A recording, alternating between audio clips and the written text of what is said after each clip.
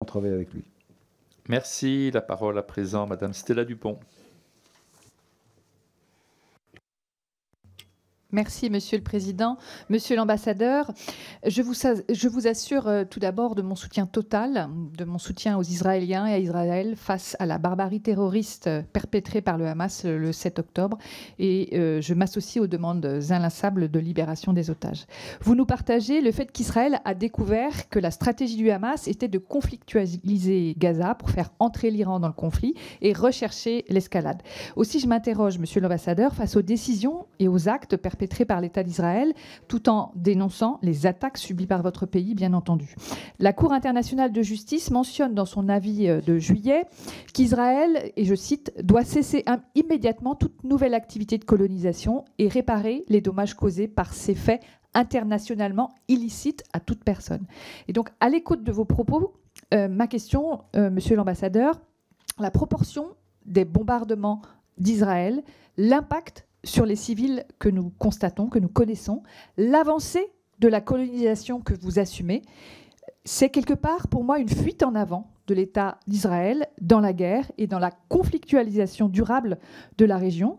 Et est-ce que, quelque part, cette stratégie n'alimente-t-elle pas la stratégie même du Hamas que vous nous avez partagée et que vous dénoncez? Et quelque part, n'est-ce pas un aveu de faiblesse de l'État d'Israël que d'alimenter et de risquer d'éloigner davantage encore une paix durable dans toute la région?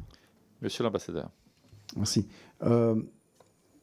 Beaucoup a été dit au sujet du fait que certains politiciens israéliens voulaient recoloniser. Le terme colonisation est un terme que je n'accepte pas comme tel, mais parce que nous n'avons pas le temps, nous parlons de cela peut-être une autre fois.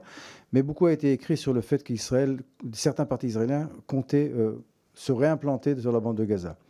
Cela, je peux vous dire de façon catégorique, n'est pas le cas. Israël n'a aucune intention de se réimplanter sur la bande de Gaza.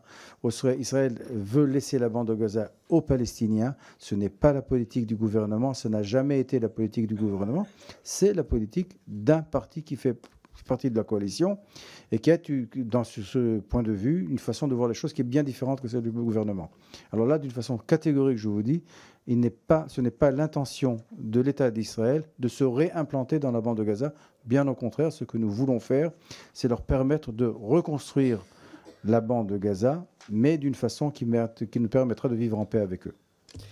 Merci, Monsieur l'ambassadeur. La parole à présent.